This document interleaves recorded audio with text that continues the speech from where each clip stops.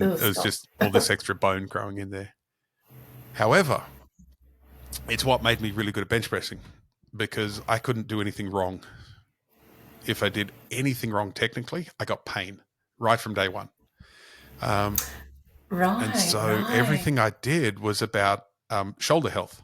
So that's why the Turkish get-ups and lots of kettlebell work, understanding shoulder mechanics. I had just done a physiotherapy degree as well, so I knew a lot about mechanics and prevention, all that. And so I built my bench press to stop shoulder pain. The best thing about having big, strong muscles around the joint is that they inoculate you from pain. So the stronger the muscles around the joint, the less pain you'll have from arthritis. So I was able to bench, 340 kilos on a shoulder that needed surgery for about 10 years. That is insane. Yeah. But as long as you stay in the group, if you stay in that group, there's no pain. You're fine. Yeah. But you still would have been training with some discomfort, some niggling pain, surely. Yeah, my hip hurt so much more little than my shoulder. Messages that saying that wasn't quite the right groove, Nathan. Do it better next time, or Yeah, I think because I could always get shoulder pain down to like a 1 or a 0, it didn't really bother me. My right hip, which I had a replacement on that in 2018.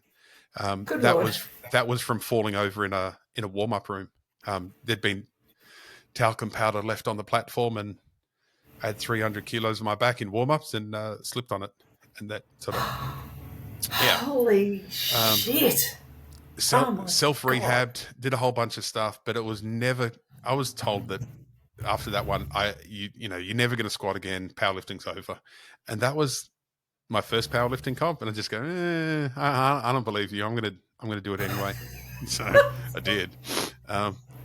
It's why we pay HBF every year. So when you get to a certain age, they'll give you a $40,000 operation for next to nothing, which is what I got. So brand new hip. Some of the best squatters of all time have fake hips these days because it just got beat up from it all. But for me, the hip I was always in pain from the hip. So that kind of masked the pain from all the other places. Because that would never quite get my attention. The hip had my attention all the time, no matter what I was doing. Yeah, right. Yeah. Again, though, on a gen pop, normal population people, they suffer something like that, and they just go, "I'm out. Yeah, life's over for me," and we're done. And there's nothing. Yeah, exactly. And they end up, in a wheelchair or So my hip surgeon is a bit of a guru on this side of the country for hip and knee replacements. He called my wife when I was in recovery, and he said, "How did Nathan get here today?" And she goes, "Oh, he walked." And he laughed. He goes, "Oh my gosh, what? Like he walked? Like did no cane, no assistance, like a walking stick at least?" And she goes, "No, he's never used one." And he goes, "Oh my God, how's he done it? There was so much extra bone growth in the socket and so I used to move my hip around the time, and you hear this click, click, click, click. And I'm like, it's all right. It's not. It does. It's a little bit